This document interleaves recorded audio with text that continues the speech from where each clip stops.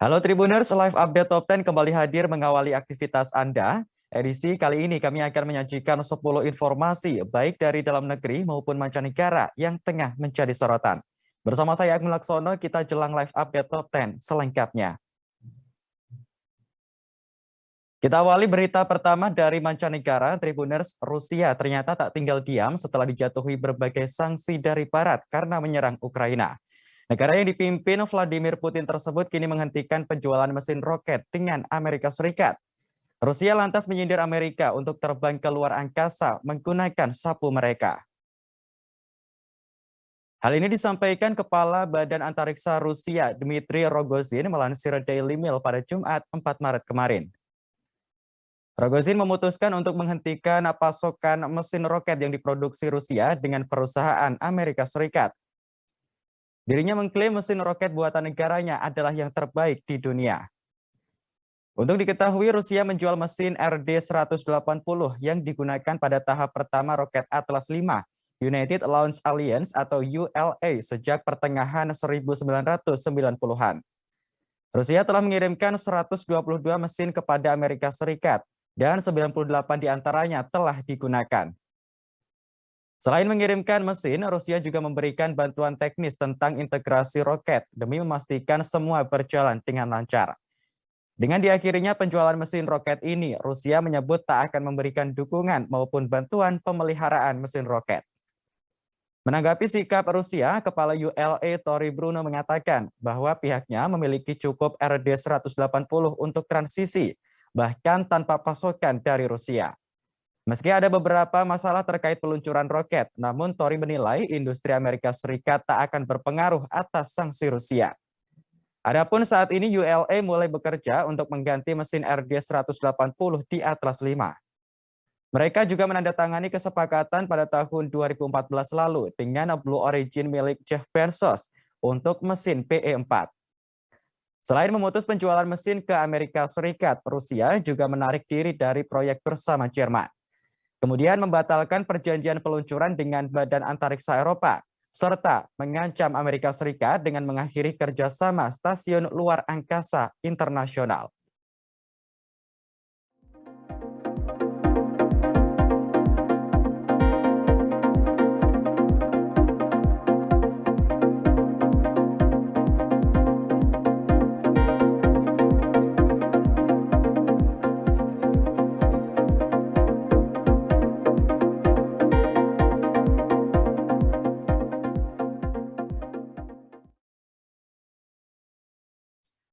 Konflik antara Rusia dengan Ukraina turut dikomentari oleh mantan Presiden Amerika Serikat Donald Trump.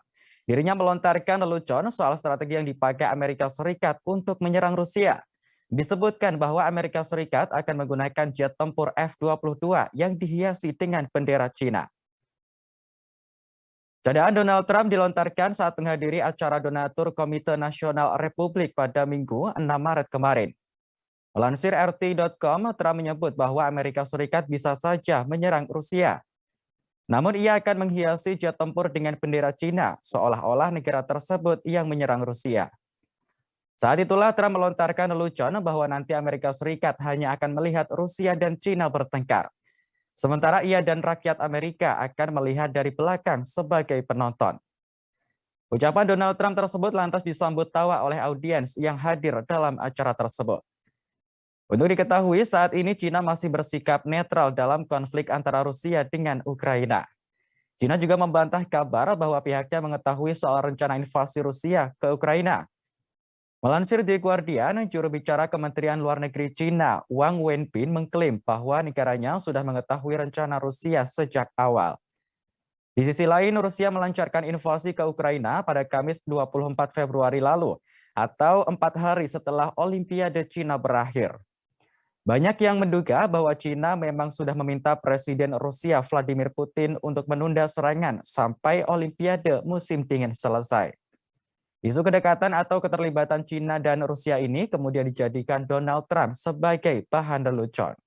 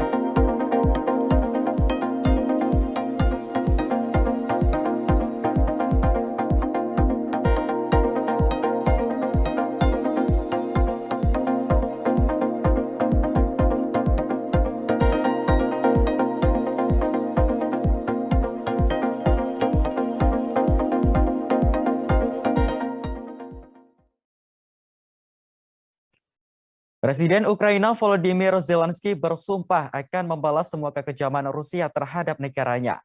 Hal ini dikatakan Zelensky setelah mengetahui adanya keluarga di kota Irpin yang tewas ditembaki pasukan Rusia. Kekesalan Zelensky terhadap Rusia diungkapkan dalam pidatonya yang diunggah pada Minggu 6 Maret kemarin. Ia marah besar saat mendengar kabar adanya satu keluarga di kota Irpin yang tewas ditembaki pasukan Rusia. Padahal kala itu warga sedang berupaya mengungsi ke tempat yang lebih aman. Menurutnya, tindakan yang dilakukan Rusia tidak berperi kemanusiaan. Zelensky lantas bersumpah akan membalas semua perlakuan Rusia terhadap warga-warganya yang tidak bersalah. Ia pun tidak akan mengampuni kesalahan Rusia selama ini. Seperti diberitakan sebelumnya, Rusia menjatuhkan bom besar di kota Irpin pada Minggu 6 Maret kemarin. Warga yang takut akhirnya berlarian menyelamatkan diri menuju perbatasan kota. Ratusan orang termasuk wanita dan anak-anak tampak saling bergandengan tangan. Sebagian dari mereka ada yang turut membawa hewan peliharaan dan harta benda seadanya. Mereka semakin mempercepat langkah ketika mendengar dentuman bom yang terus menggema. Setelah susah payah berlarian, warga pun sampai di pos pemeriksaan yang berada di pinggiran kota. Seorang warga kota Irpin menceritakan bahwa dirinya melihat kendaraan militer dan pasukan Rusia memasuki kota. Tentara Rusia bahkan menembaki apapun yang dilaluinya, termasuk warga sipil. Dalam kejadian ini, wali kota Irpin Олександр Маркусін melaporkan ada 8 warganya yang tewas. Українці, сьогодні прощена неділя. День, коли ми завжди просили пробачення один в одного. У всіх людей, у Бога. Але сьогодні, здається, багато хто не згадав взагалі про цей день.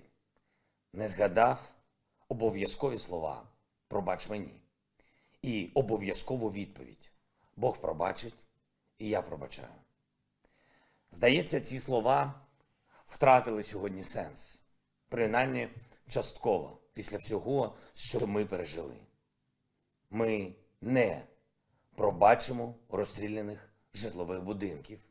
Ми не пробачимо ракету, яку наша протиповітряна оборона збила сьогодні над Охмаддитом.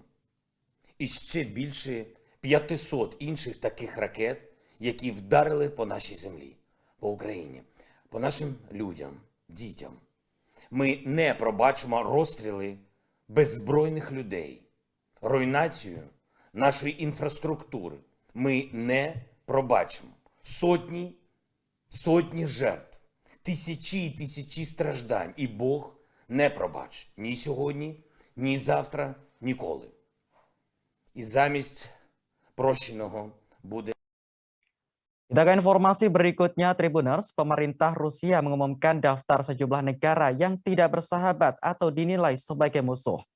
Negara yang disebut tak bersahabat adalah mereka yang menjatuhi sanksi kepada Rusia dan mendukung Ukraina. Melansir kantor berita Rusia TISS, negara yang dinilai tak bersahabat berasal dari benua Amerika, Eropa, hingga Asia. Di antaranya adalah Amerika Serikat, Kanada, negara-negara Uni Eropa, dan Inggris, termasuk Jersey, Anguilla, Kepulauan Virgin Britania Raya, dan Gibraltar. Kemudian ada Ukraina, Montenegro, Swiss, Albania, Andorra, Islandia, dan Liechtenstein. Lalu disusul Monaco, Norwegia, San Marino, dan Makedonia Utara. Jepang, Korea Selatan, dan Australia ternyata juga masuk dalam daftar negara tak bersahabat bagi Rusia. Terakhir ada Mikronesia, Selandia Baru, Singapura, hingga Taiwan. Dalam keputusan ini, warga negara yang masuk dalam daftar negara tak bersahabat serta memiliki kewajiban valuta asing kepada kreditur asing dapat membayarnya dalam rubel. Aturan ini diberlakukan untuk pembayaran yang melebihi 10 juta rubel per bulan atau jumlah uang yang sama dalam mata uang asing. Seperti diketahui, sejak memulai invasi ke Ukraina, Rusia terus mendapatkan sanksi baru dari berbagai negara lain yang mengecam tindakan tersebut. Sanksi bahkan ada yang langsung menyasar ke politisi, pejabat, dan juga oligarki di Rusia. Rusia pun tak tinggal diam menghadapi berbagai sanksi tersebut.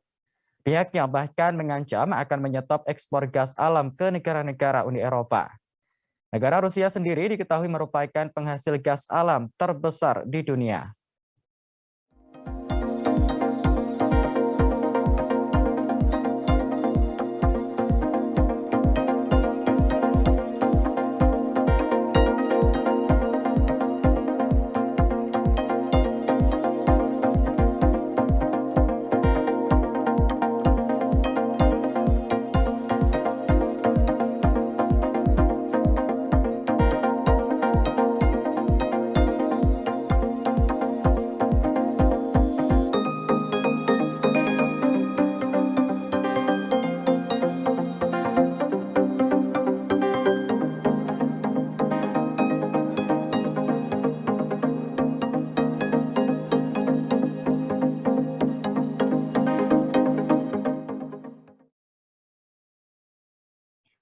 Invasi yang dilakukan Rusia terhadap Ukraina hingga saat ini masih terus berlangsung. Pihak Ukraina pun bersiap menghadapi kemungkinan terburuk jika nanti Presiden Volodymyr Zelensky terbunuh. Hal ini disampaikan oleh Menteri Luar Negeri Amerika Serikat Antony Blinken pada Minggu 6 Maret kemarin. Blinken menerangkan skenario jika Zelensky terbunuh telah disiapkan demi kelangsungan pemerintahan Ukraina. Meski begitu, Blinken tak menjelaskan secara rinci skenario yang dimaksud. Akan tetapi, Blinken mengingatkan bahwa dunia perlu bersiap untuk konflik yang saat ini sudah berlangsung hampir 2 pekan. Meskipun Rusia sudah dijatuhi sanksi dari negara Eropa, nyatanya negara yang dipimpin Vladimir Putin ini tak tinggal diam. Ia bahkan membalas sanksi tersebut dengan ancaman menyetop ekspor gas alam hingga mengeluarkan daftar negara tak bersahabat. Seperti diberitakan sebelumnya, Presiden Zelensky mengaku menjadi sasaran utama pasukan Rusia. Meski begitu, ia menegaskan tak akan menyerah dan tetap berada di garda terdepan pertahanan Ukraina. Hal ini menyusul kabar upaya pembunuhan terhadap Zelensky dan serangan di dekat kediamannya. Sementara itu, seorang kepala keamanan dan pertahanan Ukraina mengungkapkan pekan lalu pasukan Ukraina telah menggagalkan rencana pembunuhan Presiden Zelensky. Zelensky lantas menyindir Rusia soal pecahan rudal jatuh di dekat kediamannya di kota Kiev.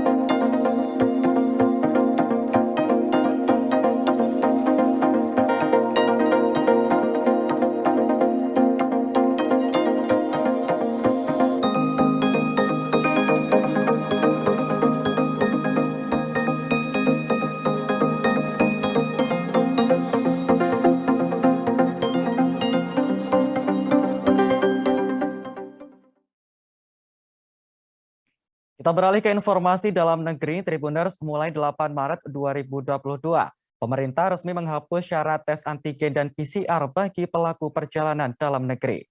Keputusan ini diambil menyusul perkembangan situasi pandemi COVID-19 di tanah air. Meski begitu, ada sejumlah syarat yang harus dipenuhi oleh masyarakat. Informasi ini disampaikan oleh Menteri Koordinator Bidang Kemaritiman dan Investasi Luhut Binsar Panjaitan. Luhut mengatakan pemerintah melakukan penyesuaian kebijakan dalam rangka transisi menuju aktivitas normal. Nantinya pelaku perjalanan domestik baik melalui darat, laut, dan udara tidak perlu menunjukkan hasil tes antigen dan PCR negatif jika sudah mendapat dosis 2 vaksin COVID-19.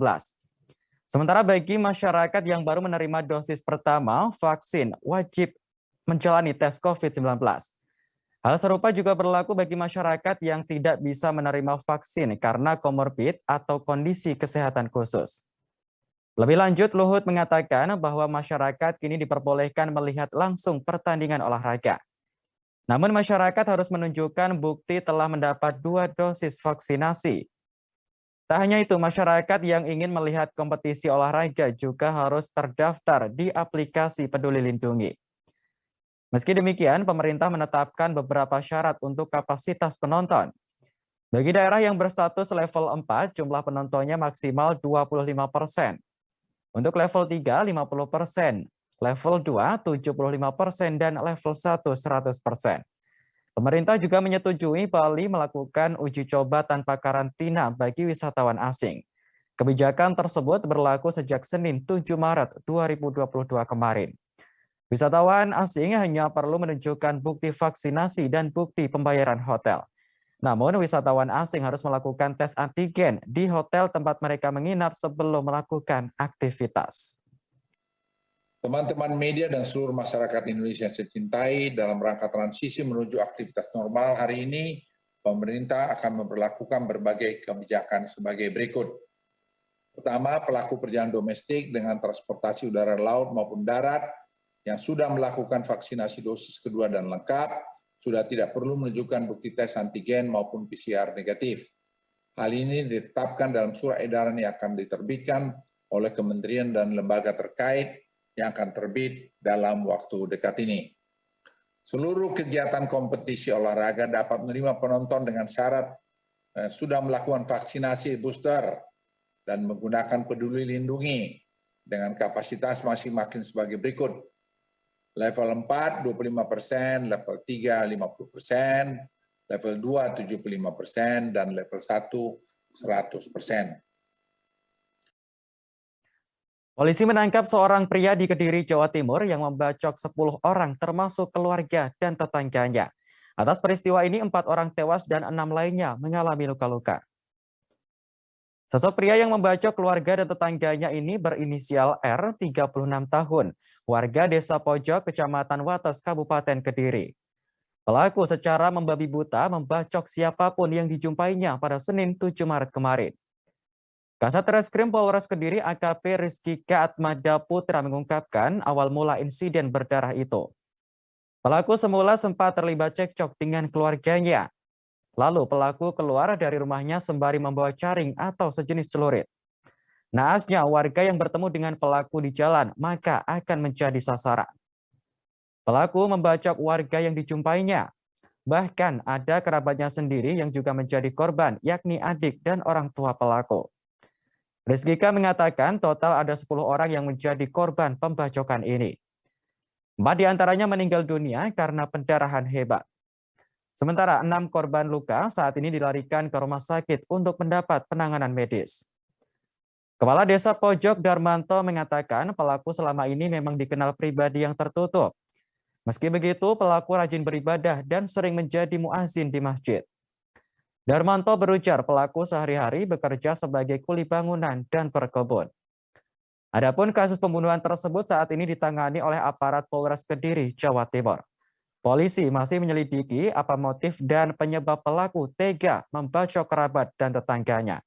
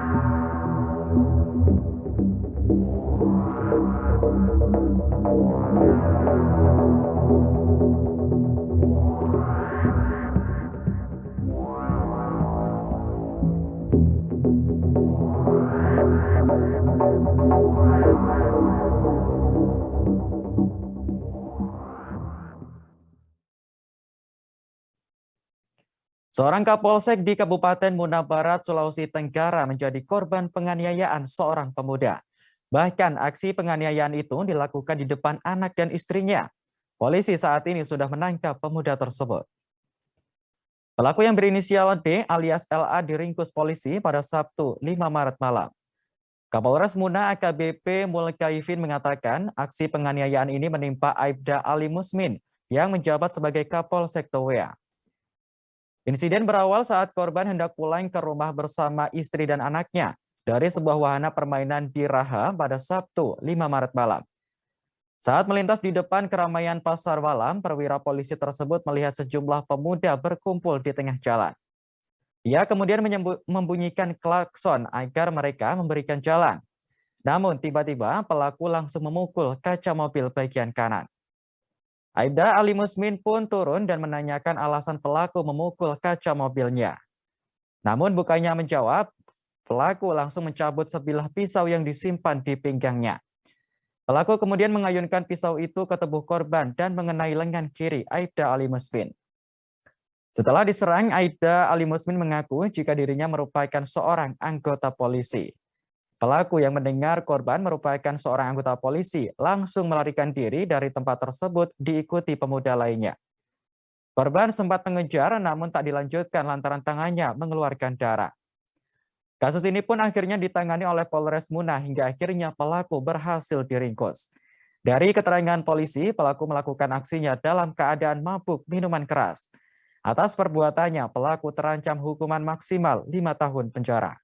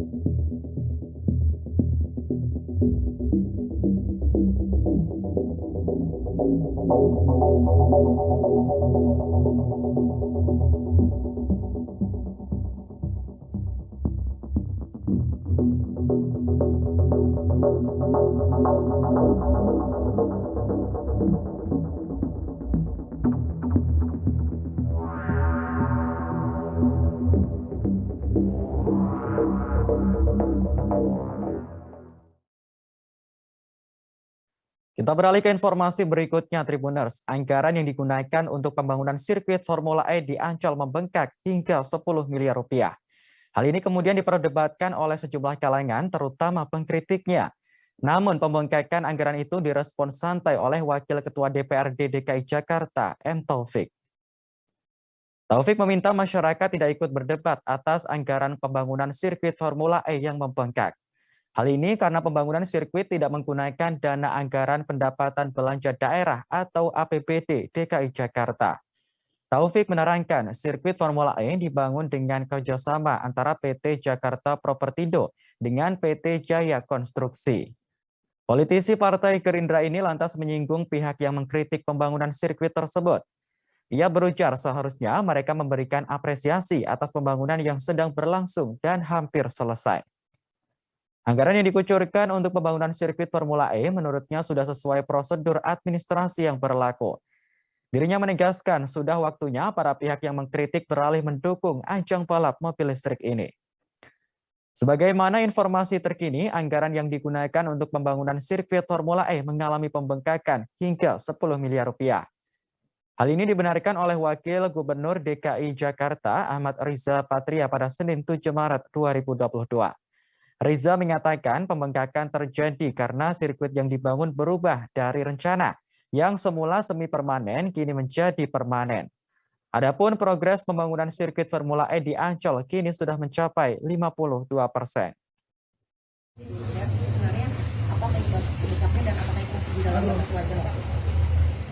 Ya, terkait Formula E yang seperti sudah disampaikan oleh Pak Dirut Gaklo, memang ada penambahan anggaran dari 50 ke 60 karena sirkuit itu dibuat permanen. Jadi dibuat lebih baik dan insya Allah bisa digunakan untuk kegiatan berikutnya dan lainnya. Jadi hal ini memberikan Jakpro untuk memastikan sirkuitnya dibuat sebaik mungkin memenuhi syarat dan standar yang dibutuhkan. Tapi menurut Pemkot itu masih on budget, Pak? Iya, insya Allah. Kalau budget nanti silakan detailnya ditanyakan ke Jakpro ya. Untuk progresnya berapa persen sih, Pak? Ya, kalau progresnya kan sudah mulai pengaspalan ya. Insya Allah selesai sesuai dengan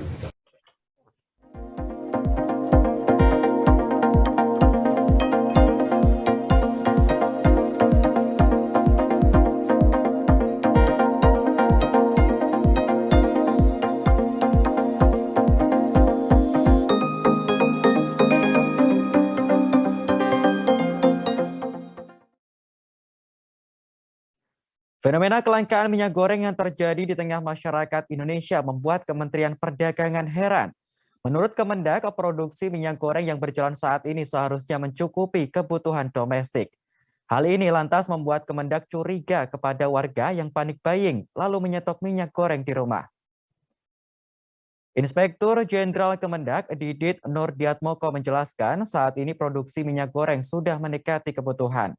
Sehingga kelangkaan terhadap produk tersebut seharusnya dapat teratasi paling lambat akhir Maret 2022. Pemerintah telah berupaya menyelesaikan secara bertahap terkait persoalan produksi hingga distribusi minyak goreng agar dapat diperoleh masyarakat dengan mudah dan harga yang terjangkau. Namun menurut Didit muncul masalah baru yang merupakan dampak dari kenaikan harga dan kelangkaan barang, yakni panic buying. Hal ini dikarenakan harga minyak goreng yang terjangkau membuat masyarakat membeli melebihi kebutuhan ketika mendapat kesempatan. Padahal riset telah menyebutkan kebutuhan minyak goreng per orang hanya 0,8 hingga 1 liter per bulan. Sehingga dengan hasil tersebut maka banyak rumah tangga menyetok minyak goreng. Terkait hal ini, anggota Komisi 6 DPR dari fraksi Partai PDIP, Dedi Yefri Sitorus memberikan komentar. Menurut Dedi, sangat tidak masuk akal jika masyarakat yang disalahkan atas kelangkaan minyak goreng belakangan ini. Padahal kelangkaan sudah terjadi sejak 2 bulan yang lalu. Kondisi kelangkaan seperti ini harus dijelaskan secara detail oleh Kemendak, seperti di daerah mana saja penimbunan terjadi dan dilakukan oleh masyarakat. Ia juga menduga apabila ditemukan masyarakat menimbun minyak goreng karena alasan panic buying, maka juga harus dijelaskan di mana anomalinya. Kalaupun ada yang menimbun, pasti tidak jumlahnya banyak karena barangnya sangat langka. Dedi pun mendesak agar Kemendak melakukan investigasi dan audit sebelum mengambil kesimpulan terkait kelangkaan minyak goreng.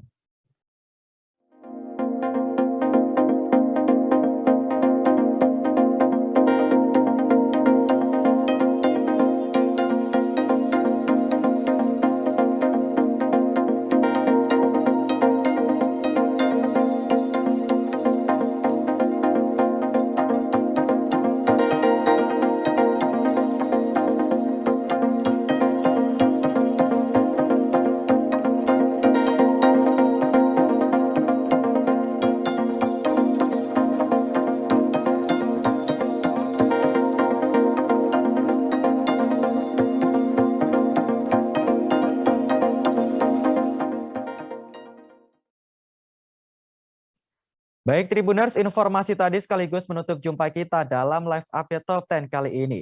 Jangan lupa untuk terus perbarui informasi Anda di kanal YouTube Tribun News. Saya Agung Laksono pamit undur diri. Terima kasih dan sampai jumpa. Jangan lupa like, subscribe, dan share ya.